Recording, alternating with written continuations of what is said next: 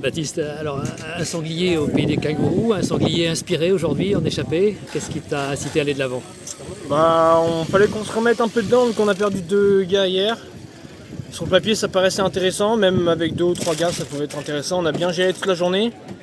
Il m'en manquait, en fait sur le plat j'étais vraiment bien et dans les faux plats descendants, mais dès que ça montait un peu je manquais à la giclette et je tirais trop gros. Je pense que c'est la chaleur, ça m'a atténué mon coup de pédale et ouais c'est un peu dommage, à la fin il me manque pas grand chose pour basculer et me faire reprendre au dernier moment, mais on a bien géré ça.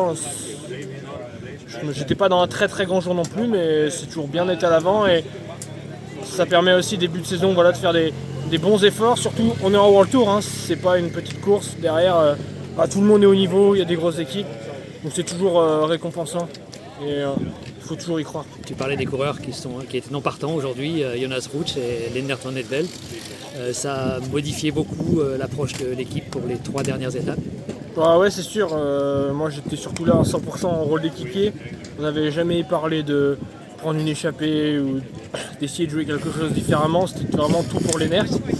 Donc là du coup on est un peu obligé de se remettre un peu une stratégie en place.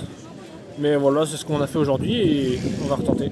Et qu'attendre de la saison après le Tour Down Under?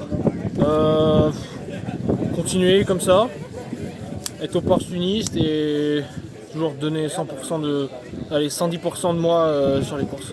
Lesquels? Après je vais à Oman et après je sais plus. Merci.